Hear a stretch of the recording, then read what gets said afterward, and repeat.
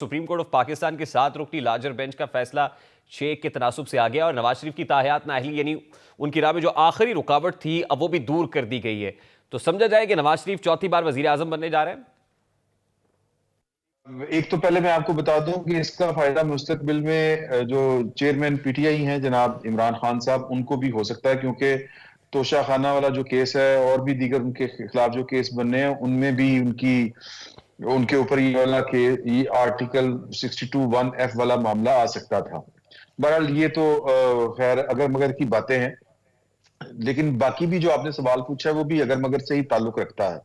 नवाज शरीफ साहब चौथी दफा वजीर आजम बनने का इरादा भी रखते हैं और उसूली तौर के ऊपर जो हम तक इतलात उनकी तरफ से या उनकी पार्टी की तरफ से पहुंचती रही हैं वो ये है कि वो इसको एक असूली और एक पाकिस्तान के कह लें कि जो सिविल और मिलिट्री रिलेशन में एक इसको संगे मील समझते हैं चौथी दफा वजीर आजम बनना, चाहे वो अलामती तौर के ऊपर ही क्यों ना बने, चाहे वो एक दिन के लिए ही क्यों ना बने। वजह उसकी ये है कि वो ये कहना चाहते हैं, वो बावर करवाना चाहते हैं कि जी के पाकिस्तान के मुंतखब लोगों को या कह लें कि पाकिस्तान के अवाम जिन लोगों को मुंतखब करके असम्बलियों में भेजते हैं, हुकूमतें देते हैं, वजीर आजम बनाते हैं, उनको पाकिस्तान की जो मशीनरी जो कि रियासती मशीनरी चलने नहीं देती, तो ये उनके लिए एक अलामती बात होगी कि लोगों ने फिर चौथी दफा एक ऐसे शख्स को इमरान साहब ये उनका उसूली मौकिफ है या जिद है, और कुछ भी है दोनों में से, कतई नजर इस बात से जो हवाओं का रुख बताया जा रहा था कि वो नून लीग की तरफ या नवाज शरीफ की तरफ है, ताहाल हवाओं का रुख बरकरार है। देखें, चौथी दफा वजीर आजम जो उनका बनना है वो जिद से ज्यादा उसूली बात मुझे तो कम से कम एक डेमोक्रेट की लगती है। लेकिन ये उनकी जो ख्वाहिश है या जो उसूली मौक़िफ़ है ये वो जरा टेढ़ी खीर है, ये हजम होना थोड़ा सा मुश्किल है और इसकी वजूहात बड़ी डीप हैं। और ये कहा जाता है कि देखें कि एक ऐसा शख्स जिसको वो 3 दफा वजीर आजम बना, 3 दफा उसको टर्न्योर पूरा नहीं करने दिया गया, तो कुछ तो गड़बड़ है। अब वो गड़बड़ क्या है ये सोचने वाली बात है। गड़बड़ ये है कि पाकिस्तान के अंदर अब चीजें जो हैं वो फिफ्थ जनरेशन वार से आगे या जो हाइब्रिड सिस्टम या हाइब्रिड डेमोक्रेसी है उससे भी थोड़ा सा मामला आगे बढ़ चुका हुआ है। तो नवाज शरीफ साहब का जो माइंड सेट है, जो उनका तर्ज सियासत है, जो उनका तर्ज गवर्नेंस है या जो गवर्नेंस का जो उनका मॉडल है, वो सिविल और मिलिट्री रिलेशन में जो सिविल साइड है वो उसको अपर हैंड उसका देखना चाहते हैं और वो किसी भी किस्म की मदाखलत नहीं चाहते। यहाँ पर जो है वो माजी करीब में हमने इमरान खान साहब की जो गवर्नमेंट थी उसके बारे में जो कहानियां हमारे सामने आई और इमरान खान साहब के भी जरिए जो उनकी जुबान के जरिए भी सामने आई वो ये थी कि जी के फैसले तो कोई और कर रहा था। तो नवाज शरीफ साहब जो हैं वो इस मॉडल के साथ नहीं चल सकते, लेकिन पाकिस्तान का जो सिस्टम है वो थोड़ा सा इस मॉडल के ऊपर जरा जिसको कहते हैं ना कि बैठ चुका है, जरा जड़ पकड़ नहीं तो इमरान साहब मिलिट्री ये एस्टैब्लिशमेंट को नवाज शरीफ का ये मौकिफ काबिल कबूल होगा, या सादा अल्फाज में अगर पूछूं तो नवाज शरीफ और military establishment hands in hands चल सकते हैं? नहीं, बड़ा मुश्किल है। बड़ा मुश्किल इसलिए है कि जो मैंने पहले बात आपसे कही थी वो यही थी कि नवाज शरीफ साहब का अपना माइंडसेट है, पाकिस्तान की मिलिट्री एस्टैब्लिशमेंट का अपना जो है वो एक माइंडसेट ही कह लें, मुझे इससे ज्यादा मौजू कोई लफ्ज और मिल नहीं रहा। तो फिर हवाओं का रुख तो क्या है इस वक्त सर?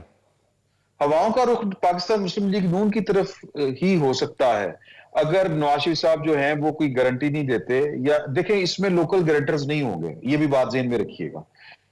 अगर ये नवाज शरीफ साहब की पार्टी ने आना है तब भी, नवाज शरीफ साहब ने अगर खुद आना है तब भी।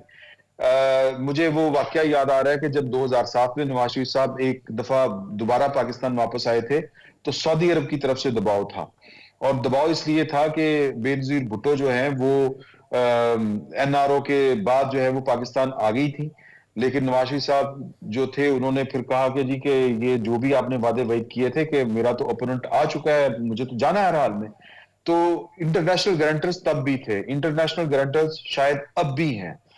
तो ये जो भी पाकिस्तान मुस्लिम लीग नून जो है उसकी तरफ जो हवाओं का रुख है वो कुछ सादा बंदोबस्त नहीं है, मकामी बंदोबस्त नहीं है। ये इसमें कुछ ना कुछ इंटरनेशनल गारंटर्स हैं और उनकी मर्जी के बगैर ये वाला काम नहीं हो सकता। अब देखना ये है, जो $1 मिलियन क्वेश्चन है, कि नवाज शरीफ साहब वो इंटरनेशनल गारंटर्स के साथ चलते हैं या फिर जो है वो ऐन मौके के ऊपर कोई छक्का लगाते हैं। और वो छक्का क्या हो सकता है सर, जो एन मौके पर लगाएंगे वो? Prime ministership. यानी कि अगर पार्लियामान के अंदर देखिए, आज तो रास्ता उनका साफ हो गया पार्लियामेंट तक पहुंचने का। कल तक तो 100 शकूक शुबहात थे उनके मुतालिक। अब ये तसव्वुर कीजिए कि नवाज शरीफ साहब पार्लियामेंट के अंदर हैं और वजीर आजम के कैंडिडेट नहीं है, उनकी पार्टी जीत भी रही है। तो अगर जो है वो कह लें कि नवाज शरीफ साहब वहां पर हैं पार्लियामेंट के अंदर, तो वो प्राइम मिनिस्टरशिप के कैंडिडेट भी होंगे। तो मुझे लगता है कि अगर चौथी दफा वजीर आजम बनना उनका कबूल नहीं है, तो फिर शायद नवाज शरीफ साहब जो हैं वो इलेक्शन ना लड़ें, या फिर नवाज शरीफ साहब जो हैं वो सीट छोड़ दें बाद में। क्योंकि नवाज शरीफ साहब का या पाकिस्तान मुस्लिम लीग नून का मसला ये है कि उनकी तरफ से अगर नवाज शरीफ के अलावा और कोई वजीर आजम का उम्मीदवार हुआ तो शायद उनका वोटर बाहर नहीं निकलेगा। इमरान साहब, अब ये सब कुछ तो इलेक्शंस के साथ मशरूत है ना, और मौलाना फजलुर रहमान साहब ने कहा कि सेनेट के अंदर जो इलेक्शंस इल्तवा की करारदाद थी वो मेरे मौकिफ की तायद थी, और फिर वो एक मिशन पर इस वक्त अफगानिस्तान में मौजूद हैं, 2 सूबों के अंदर सिक्योरिटी भी इंतहाई नागुफ्ता बह है। तो ये सब कुछ तो इलेक्शंस के साथ मशरूत है कि जब सब कुछ तो इलेक्शन होंगे तो होगा ना जी। जब तक पाकिस्तान की सलामती का कोई संगीन मसला ना हो, तब तक इलेक्शन मुलतवी होते हुए कम से कम मुझे तो नजर नहीं आते। एक बात। दूसरी बात यह कि मुलतवी का मुतबादल क्या है, यानी किस बुनियाद के ऊपर ये जो है वो इलेक्शन जो है वो मुलतवी किए जा सकते हैं। कानून में, आइन में इसकी कोई गुंजाइश नहीं, 1 इंच की गुंजाइश नहीं है।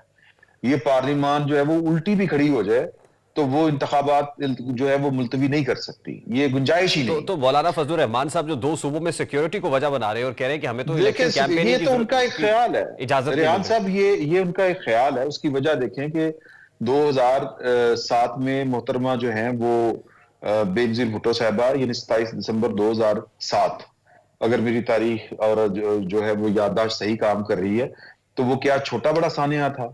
उससे पहले या उसके बाद क्या दहशतगर्दी कम थी पाकिस्तान में? ये सारे काम हो चुके हैं और दुनिया में इसकी कई मिसालें हैं। इलेक्शन अगर इल्तवा का शिकार होगा तो फिर या तो सब ऑन बोर्ड होंगे, सब इकट्ठे बैठेंगे, फिर करेंगे, लेकिन उसमें एक प्लेयर आपका नहीं मानेगा। और वो प्लेयर जो है, अब कितने स्टेक होल्डर है? 7 स्टेक होल्डर है ये पाकिस्तान की कुल मिला के जो सियासत है उसके, या जो पावर पॉलिटिक्स है, या फिर आप इंतखाबी और जमहूरी और दस्तूरी सियासत कह लें, इसके 7 स्टेक होल्डर है। इसमें से तो 2 भी एक साइड के ऊपर नहीं है, ना इलेक्शन कमीशन है, ना पाकिस्तान लेकिन मेरा बड़ा सादा सा सवाल है ना, देखिए मौलाना फजलुर रहमान अगर अफगानिस्तान गए हैं तो क्या वो रियासती बैकिंग के बगैर गए हैं? क्या कोई रियासती नहीं, यकीन वो कोई दहानी के और बगैर काम गए? हो सकता है। देखिए, ये बैकडोर डिप्लोमेसी जो है वो, अब ये तो मैं ये सोच रहा हूं ना, ये तो यानी कि ये नहीं हो सकता कि पाकिस्तान का इतना बड़ा लीडर जाके उनसे कोई मदद मांगे किसी भी हवाले से, ये नहीं हो सकता। हाँ, वो पाकिस्तान की रियासत की तरफ से बैकडोर डिप्लोमेसी वो सहूलत के साथ वो कर सकते हैं, वो शायद उस सिलसिले में होगा। उसको मेरा नहीं ख्याल कि पाकिस्तान के अंदर जो इंतखाबी माहौल है या जो इंतखाबी नहीं, लेकिन सियासत है इन या जो रिटर्न इंतखाबी मौलाना फैसले फजलुर हैं, रहमान को रियासत ने कोई गारंटी नहीं दी होगी या कन्विंस नहीं किया होगा या यकीन दहानी नहीं कराई होगी जो आप कह रहे हैं हम आपके साथ खड़े हैं, ठीक है आप जरा इस मिशन को अकम्प्लिश करके आए? नहीं, मैं वो इतने इतनी इतनी बड़ी कीमत नहीं दी जा सकती। देखें अच्छा, उसकी कीमत क्या है कि जुडिशरी आपकी जो है वो 1 इंच पीछे हटने को तैयार नहीं है, तो क्या पीसीओ कोई लेके आएगा कोई? मैं ये बड़ी बातें कर रहा हूं, नहीं नहीं आ सकता। या फिर कोई गैर आईनी, गैर दस्तूरी बंदोबस्त का कोई सोचा जा रहा है, नहीं हो सकता। अगर इस तरह का होगा तो पाकिस्तान को जो रोकड़ा प्रॉब्लम है वो बड़ा संगीन हो जाएगा। अच्छा, देखिए पाकिस्तान लास्टली को फिर आपको फंड्स की याद होगा chief issue. Of the army staff ने दौरे अमेरिका में ये कहा था कि इलेक्शंस मार्च से पहले होंगे, 10-15 रोज लॉजिस्टिक मामला, लॉजिस्टिक सपोर्ट को लेके आगे पीछे हो सकता है, तो ऐसी नहीं, फ्लेक्सिबिलिटी वो तो थी उनके स्टेटमेंट उस के अंदर। वक्त उनको सुप्रीम कोर्ट के फैसले का ये आगे थी तफसील इसकी, कि तब तक उनके नॉलेज में ये नहीं था कि सुप्रीम कोर्ट में डेट अनाउंस की जा चुकी है। फिर जो ही वो डेट अनाउंस हुई तो उन्होंने कहा कि ओके, इट्स ओके, डन। तो वो मामला किसी और पैराए में बात हुई थी।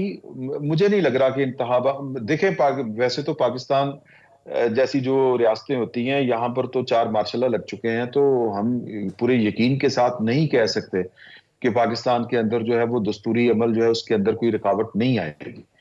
लेकिन कहीं ना कहीं कोई ना कोई ख्वाहिश तो इसकी है جس وجہ سے یہ باتیں سامنے آ رہی ہیں اور پاکستان کے جمہوری قوتیں جو ہیں ان کے جو لیڈران ہیں وہ یہ والی باتیں کر رہے ہیں، لیکن گنجائش دستور کے اندر اس کی کوئی نہیں ہے۔ تو لہٰذا آپ کو بعد نخواستہ یا نہ چاہتے ہوئے بھی انتخابات کی طرف آگے جانا ہے، ادروائز آپ کے پاس دوسری کوئی آپشن ہی اچھا نہیں ہے۔ Lastly and very quickly Imran صاحب دستور کے مقابلے میں at this point in time option غیر دستوری ہوتی ٹھیک ہے۔ ایٹ جی دس پوائنٹ ان ٹائم اگر انتخابات ہو جاتے ہیں تو آپ کو نہیں لگتا کہ انتخابات کے بعد ایک بہت بڑا پنڈورا باکس کھلے گا اور مین سٹیک ہولڈرز جو آپ کے انتخابی نتائج کو تسلیم کرنے سے انکار کریں گے، تو آپ کو نہیں لگتا کہ اس کے بعد ایک بہت بڑا پنڈورا باکس اوپن ہونے والا ہے جو اس سے بڑا مسئلہ ہوگا؟ اچھا، اگر تو آنے والی گورنمنٹ جو ہے وہ اسی طرح سے ہوئی جس کا ہمیں تھوڑا سا ایک جو نقشہ ہے وہ سمجھ میں آ رہا ہے یا نظر آ رہا ہے، تو پھر شاید پاکستان، چونکہ پاکستان کے حالات جو ہیں وہ اجازت نہیں دیتے پاکستان کی اسٹیبلشمنٹ کو کہ وہ کوئی من مانی کرے، اور اس کو پاکستان کی جو بھی منتخب حکومت ہوگی اس کے ساتھ مل کے چلنا پڑے گا۔ چیلنجز اتنے بڑے ہیں کہ اب مل کے چلیں گے نہ صرف اسٹیبلشمنٹ اور الیکٹڈ گورنمنٹ بلکہ دیگر جماعتیں بھی، اور یہ انوائرمنٹ کا تقاضا یہ ہونا ہے کہ جو اس راستے میں خلل ڈالے گا پاکستان کے لیے یا اپنی سیاست کے لیے، سسٹم اس کو سختی سے اس کے ساتھ نپٹے گا۔ یہ سہولت جو ہے وہ 2014 والی جو سہولت تھی جو دھرنے والوں کو، وہ شاید اب کی بار وہ سہولت، وہ حمایت اور وہ سپورٹ جو ہے جو سسٹم کے اندر سے ان کو مل رہی تھی، کہ اس وقت کے D G I S I اور جو آرمی چیف تھے وہ بیٹھ کے کہہ رہے تھے کہ جی کرے شغل لگائے، اور لگا ہوا تھا شغل۔ اب شاید پاکستان کے حالات، ٹھیک پاکستان کی اکنامک کنڈیشن اس کی اجازت نہیں